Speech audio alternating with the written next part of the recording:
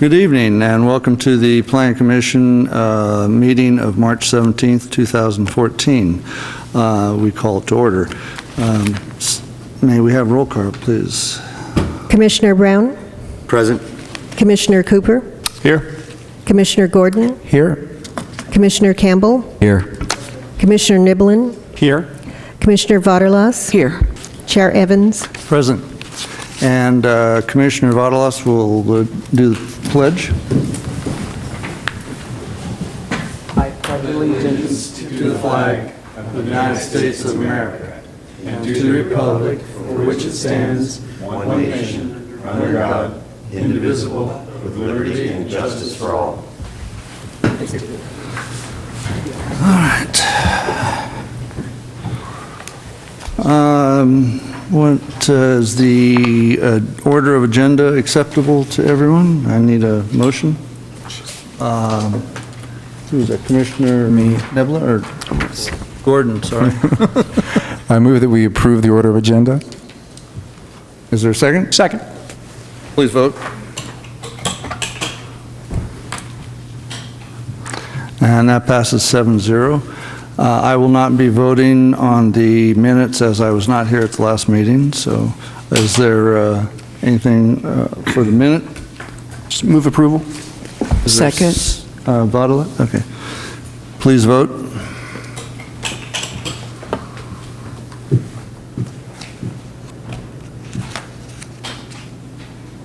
And that passes 5-0, 2 abstaining. Thank you. Is there a designation for liaison to the next meeting, Director? Yeah, I know of no Planning Commission related business on the next City Council meeting, so there's not an absolute requirement for a representative. Thank you. All right. No consent items. We have a public hearing item. Coastal Development Permit number CDP 342-14, filed by the applicant, agent Mike O'Connell, on the behalf of the owner, Aaron Wright, to demolish an existing building, to subdivide a parcel into 2 lots, and to construct a single-family dwelling on each lot at 251 and 261 San Pedro Avenue. Staff report, please.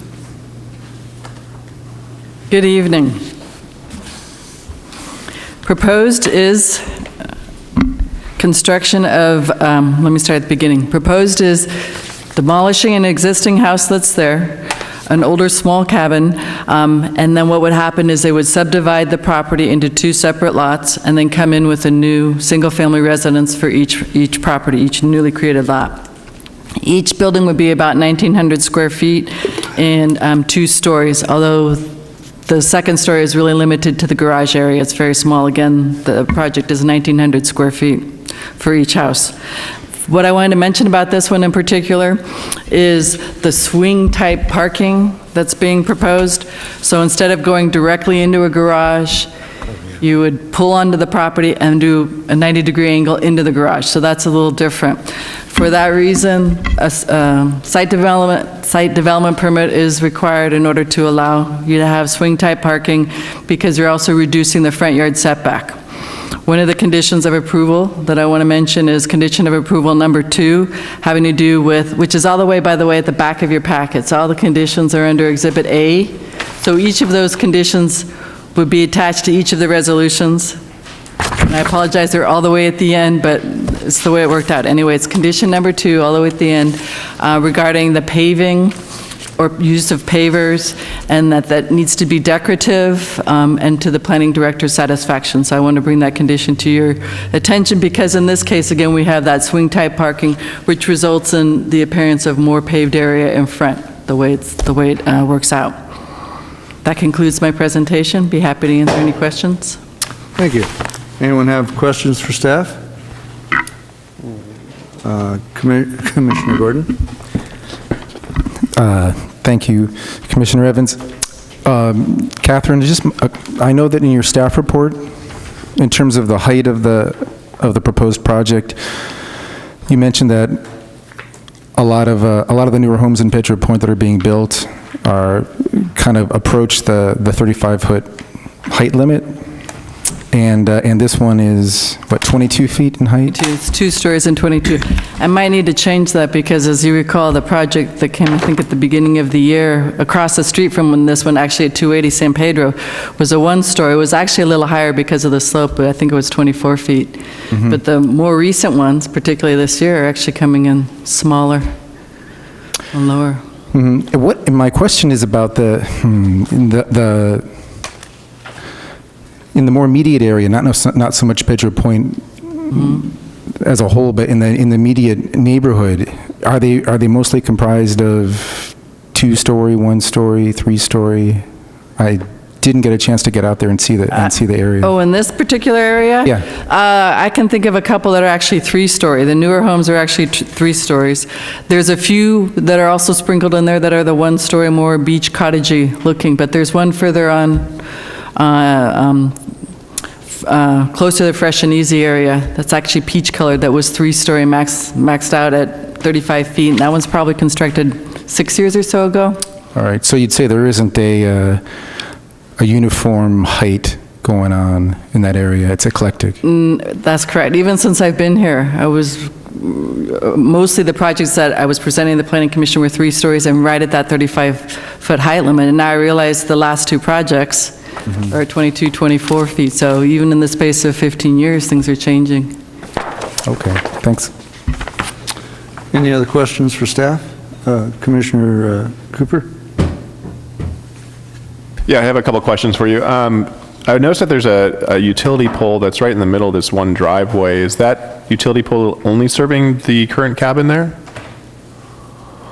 The applicant can address that. I believe that's the case, but I'll defer to the applicant, Michael Cohn. And then I also had a question in regards to storm drain system and catch basins in the area. Are there any catch basins or storm drain in this area that's catching any of that runoff from the road? Not that I'm aware of, other than the one across the street that was recently approved in January. Okay, thank you. Seeing no other questions for staff, is the applicant here? You have 10 minutes. One more question. Oh, I'm sorry. I got you when you were speaking already. Sorry. Commissioner Brown? I was just kind of wondering, I mean, I think the swing type parking is actually quite attractive in that, just less garage door facing the street, and it kind of makes each one of these, seems a little cozier. But room to back up and turn around? Yes, they just barely make it. It's 25 feet. So the lot is 50 feet wide, and then with the garage, they have 25 feet. I'm actually going to keep there's an area alongside that I wanted to keep landscape. There's 2 feet of landscaping, but I figure the back of the car can overhang that. Is that what you were referring to? Okay, yeah, that's what I was just kind of wondering. Right, so if you back up the rear part of your car.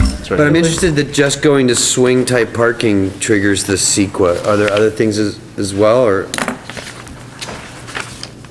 I apologize, I didn't hear the question. You said that because of the swing type parking that you had to have, I thought you mentioned that because of that you had. It's permit for site development, it's a planning permit.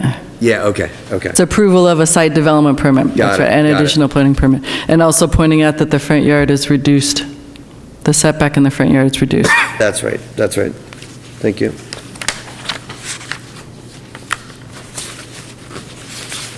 Commissioner Cooper? I already spoke. Okay. Seeing no others, is the applicant here? You have 10 minutes to speak. Oh, I see. Good evening, Commissioners. Thank you for taking the time to have the hearing tonight. My name is Mike O'Connell. I'm the applicant. I know a few of you from previous meetings, but there are some new faces up there. I'll keep it pretty brief. We find the conditions of approval acceptable, so I don't have any further comment about that. And just to answer the question about the catch basins, I don't believe there are any underground storm drain facilities until you get to Danman or Livingston is where the underground storm drain system starts.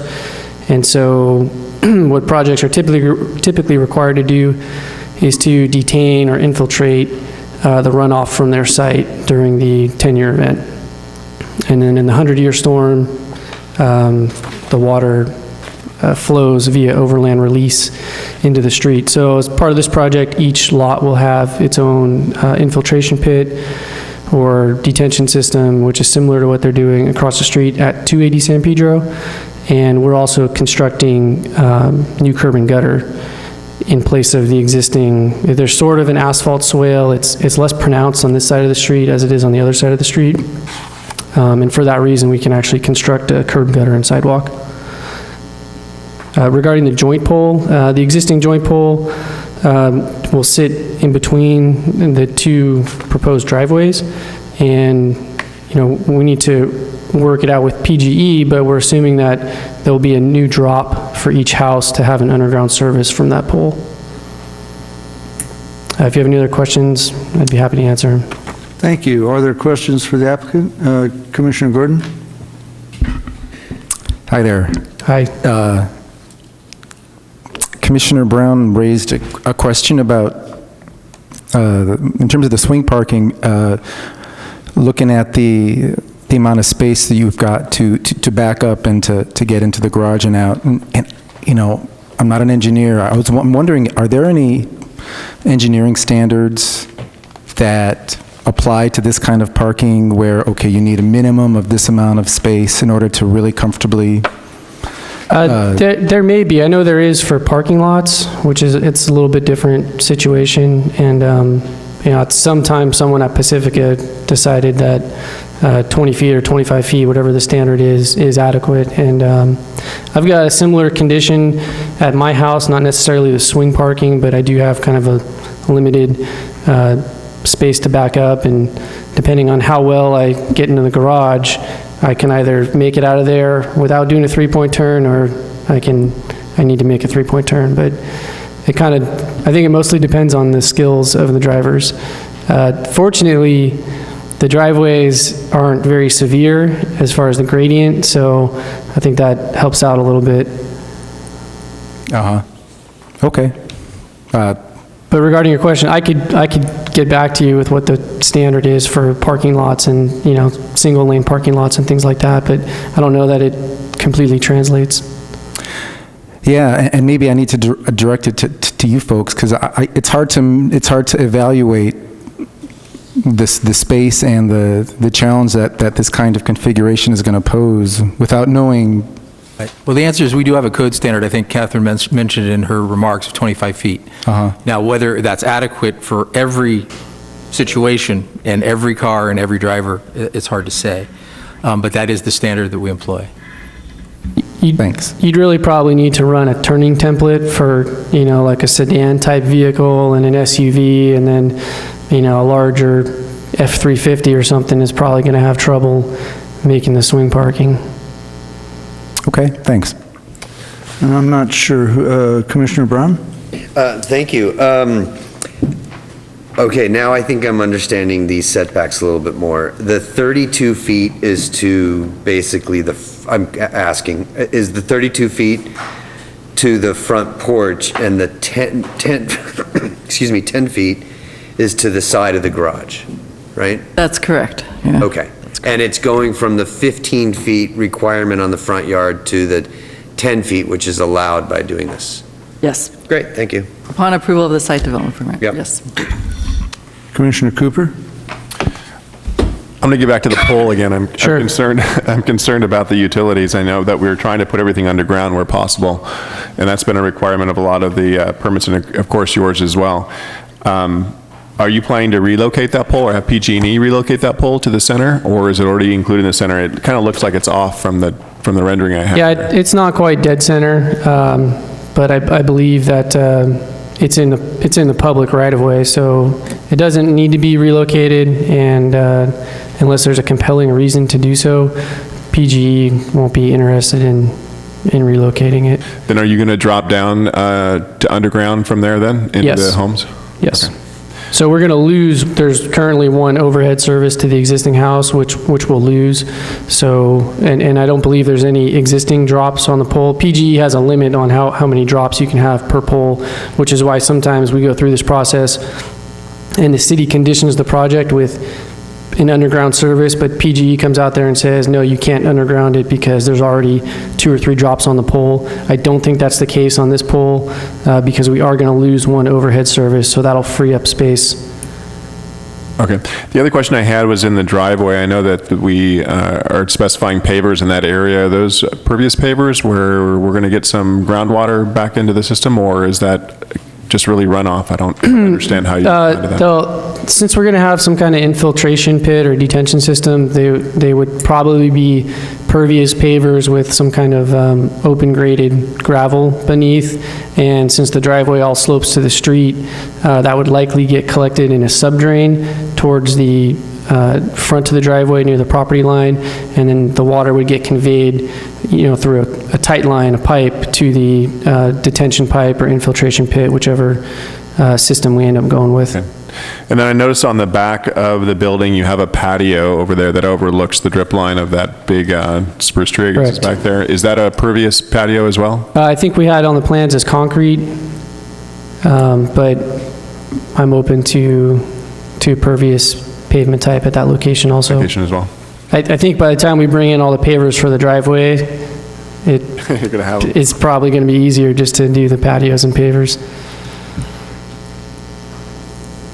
That's all the questions I had. Thank you. Anyone else? No? Seeing no questions, you can sit back down, and I will open it up to public. And I have one card, Roger Medler. Is this regarding this project? Excuse me? Is this regarding this project? Yes, I would, yeah. It's a certificate of occupancy. For Seaview Tire and Brake, there is no certificate of occupancy according to the records. You're talking about what he just talked about. Right. Oh, okay, it's a process of learning, I guess. Okay. I will call you up later then. Thank you. And I have a second card, Alice Wheely. Is it? Sorry. You have 3 minutes, please. Is there going to be some kind of sidewalk? Pull the mic down there. Sorry, is there going to be some sort of sidewalk or walkway in front of this house? I'm going to let... Houses, the 2 houses? I'm going to let staff answer that. I assume there's a public right-of-way there. Okay, so okay, well, I'll let you answer the question first, and then I will address particularly that. Well, go ahead. Located on the civil plan? Go ahead with your, and while they're looking up, why don't you go ahead with, so we don't kill your 3 minutes. Oh, okay, if I get 3 minutes. Okay, so first of all, these are very bulky buildings for the site. I noticed that. It's the maximum square footage on, the minimum required lot. And I would expect, as new and much bulkier building than what was in there before, that there should be, at a minimum, a public good provided. And in that area, that public good would be some kind of walkway or sidewalk. Let me address why, if it's not self-evident. There's an enormous problem with people having to walk in the streets in San Pedro. Many of us don't have cars, and so many of those buildings that were built there are built with the assumption that everybody can get into a car and just, drive away from their house, and it's not the case. Elderly, kids, all sorts of people are in the street all the time. Right now, there is a sidewalk on the corner where the cat hospital is. The house next to it, but that will not be next to this development, does not have a sidewalk yet, but it's a very old and relatively small house. So I expect that when somebody enlarges it or does some new development there, I would expect that the city Planning Commission demand as a public good that some kind of a walkway be put in there too. And I will say there is a need for it because there is a paper street I don't know if you're aware of that, that connects San Pedro with, there's an official street that is not paved. It's what was called a paper street. It connects San Pedro with Stanley, and pedestrians do go up and down that all the time. Do I need to explain that, or is everyone aware of that fact? So there are pedestrians coming through there all the time, and the other side of the street, because it's the uphill side, it's harder to put a sidewalk in there. So I would really expect if we're going to give up, bulk, the quality of life that comes with very bulky buildings for a relatively small lot, that the developer at least return something to the public, which in this case should be some kind of passable sidewalk for the pedestrians that are in that area. So eventually the sidewalk can be connected to the sidewalk on the corner. Thank you. Yeah, go ahead. Yeah, we looked through the Director. plans. There's not a sidewalk being proposed as part of the project. There is a condition that talks about existing curb gutters and sidewalks, but as we know, there probably aren't existing curb gutters and sidewalks. If there was a desire to look into the feasibility of a sidewalk, admittedly, a segmented sidewalk, it's not connected to anything on either side, we probably could craft some language that would allow that to happen. Again, we rely on Public Works to tell us what the standard is. They have not applied a standard for a new sidewalk here. There might be a very good reason for that. Maybe there's not enough right-of-way, maybe because it's not connected to another sidewalk. I don't know, and we don't have any staff here from Public Works to answer that question. But I think we probably could craft some language that would allow for us to look into that as part of the development of the property. Thank you. Anybody have any questions? There's one more. You have 3 minutes to respond anyway, so thank you. Regarding the sidewalk, yeah, we're on board, and it's actually on the tentative map, vesting tentative map on sheet 3 of 3. So it's actually pretty standard. I think the city has an ordinance for new sidewalks across the frontage on new houses. Otherwise, Ray Duncan has not been telling me the truth all these years, but so yeah, it's on. I don't know if it's on the. I think that might be an outdated plan because it was a comment from engineering. They were late getting us the comments. I don't know if you remember this, Catherine. And then it kind of came down to the wire with they weren't really responding to my questions about their comments, and they said at the last minute, okay, well, we need the sidewalk, and then we can approve or conditionally approve the project. And so I've got it on my drawings, which I emailed to Van and Ray. So if we need to add language to the conditions, that's totally fine, but it is on the map. So that's an affirmative on the sidewalk? Affirmative. Thank you. Okay. You have a couple more minutes if you have anything else to say. I don't have anything else now. Thanks. Thank you. Commissioner Cooper, or is it? Yeah, that sidewalk shows on my set of 3 of 3. It's a little notation in the lower left-hand corner. It says new curb, gutter, and sidewalk. There you go. No, it's look here.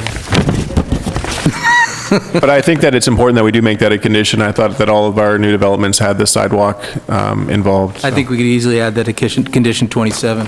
Okay. Yeah. Thank you, Commissioner. Any other questions? All right. I will close the public hearing, and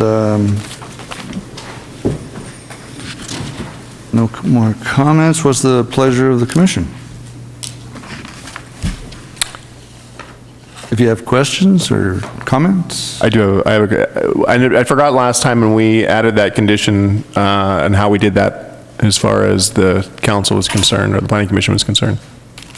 Well, again, typically you would sort of articulate what you want added to the condition, even specify what it is, and then we would either craft a new condition or, as I suggested, maybe add on to condition 27, which also already talks about curb, gutter, and sidewalk.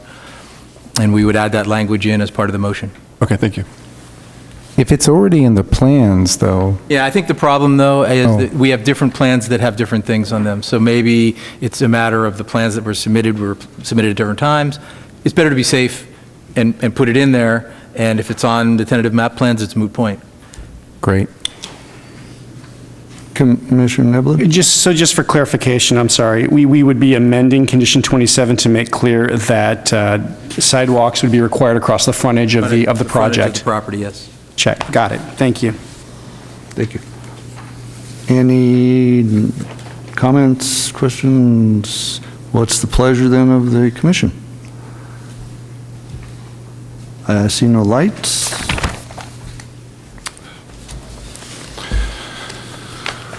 Commissioner Cooper? I move that we go ahead and approve the resolution for this project. Try to find the resolution.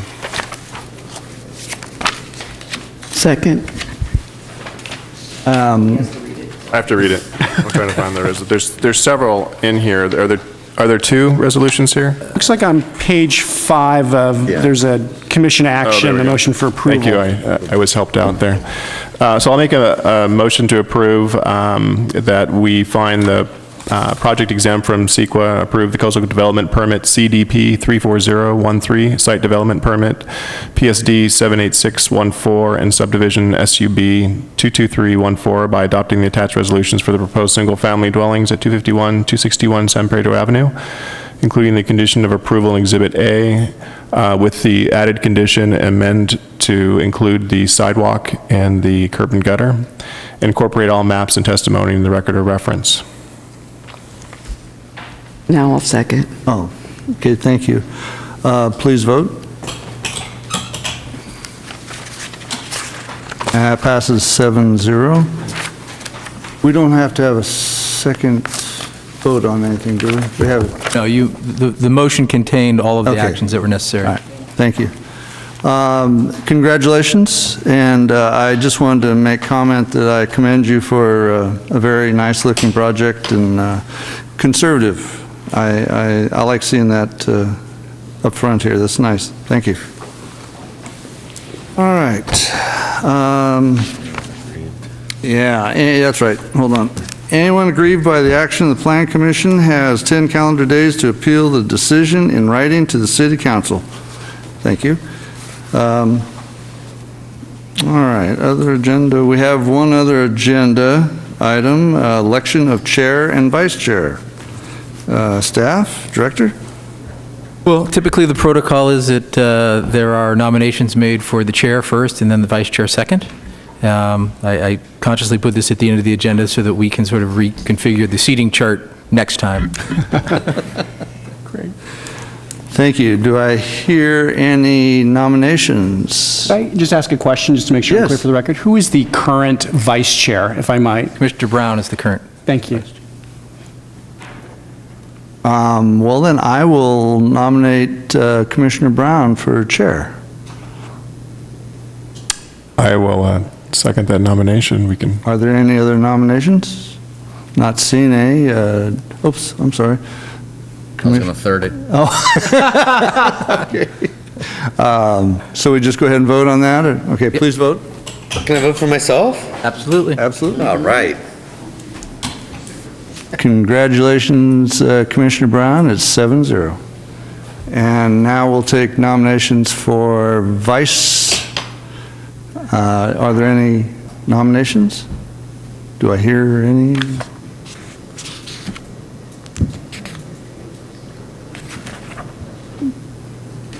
Okay, I'm going to start off then. I will nominate Commissioner Gordon for vice. Do you? Vice or vice chair? Sorry about vice chair. We'll make it official. Any other nominations or second on that? Or? Second. Okay. Please vote.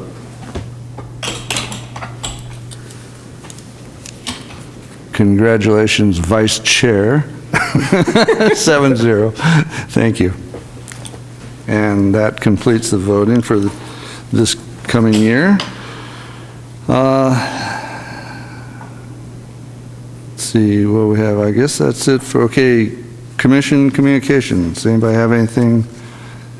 Commissioner, quiet bunch tonight. Yes. Huh? Okay. I had a question. Oh, Commissioner Cooper. I hope this is the right area. In our neighborhood on Perez, there was a recent development, and I'm not seeing that the street was paved halfway through. Is that something that this is the right forum to bring that up? I'll certainly look into it. Okay, thank you. Commissioner Gordon? Thank you.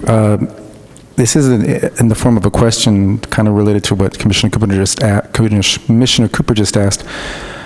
It'd be great to find out what the requirements are when you've got a new development in terms of the frontage, in terms of sidewalks, what are the requirements for paving and whatnot. Just as a matter of curiosity, it'd be nice to know. Yeah, this does come up from time to time, so I think it might be worthwhile, if not to have a member of the engineering staff here, maybe to provide us some sort of summary of what they consider when they apply conditions of approval to a project. Because I think it is different for each project. Oh, I thought it was a... Now, I think there are standards, certainly, that they would impose, but I think there are variations depending on the circumstances of the project. For example, I think we went over this before once, if a street had already been paved recently in front of a development site, there may not be an absolute requirement to repave it entirely. That makes sense. So it's those kinds of things. So they are tailored to the project. But again, I think because it does come up, we can certainly ask the question and maybe we can get some sort of guide that we can all use. Thank you. Any other, okay, how about staff communications? I have nothing additional this time. Okay, I'm going to open up oral communications. I have one card. Roger Medler, you have 3 minutes. I plan on getting better at this, and I hope I plan on seeing more of you. All right, I have been fighting for my home for 28 years, and I've talked to Mr. White, and he said he is working on my complaint. I see very little improvement. Constant noise all the time. The business is open to the neighborhood as an amphitheater, and wrench drops, well, you can hear it. So the Planning Commission said that there was supposed to be removal of junk vehicles and maintained and on site and approved storage, administratively approved. We got motorhomes, Dodge trucks, we got front parking lot full of junk, we got cars inside of the shop, which is not supposed to have cars inside of the shop according to the staff report. Now you have lifts. You've issued him a lift in 2012, and he has no certificate of occupancy. And I have talked to Catherine, and she said it's a legal business, and according to the request document I have here, it is not. And with no certificate of occupancy, it has expanded, which is in violation. The permits for the parcel 009162580 is in violation. The hoods are up, the cars are being worked on and estimated in the parking lot, as far as I can tell. And let's see.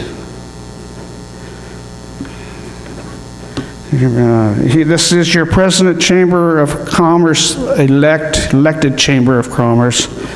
And we have I can't, well, anyway, I have done nothing to this person, and I'm constantly being aggravated by his business. Thank you. Thank you. Anyone else care to speak on anything? I don't have any other cards. Seeing none, I will close oral communications, and before adjournment, I just want to say thank you all for the support this year as from the past chair now. Well, thank you for your service.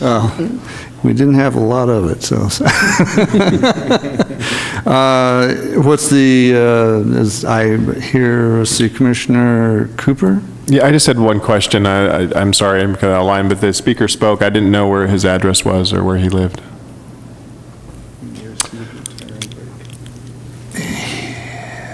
I don't have an address, just Pacifica. Yes, please. My address is 527 Dolphin Drive, Pacifica, California. Thank you. Thank you. Thank you. I hope you can be of some help. I'm been doing this a long time, and I'm really fed up with it. Thank you. Thank you. Commissioner Gordon, I'm going to move to adjourn. I'll second. please vote. And that's 7-0. Thank you, and good night, everyone. Happy St. Patrick's Day. Yes, happy St. Patrick's Day. Remember the green? Rustic work on it.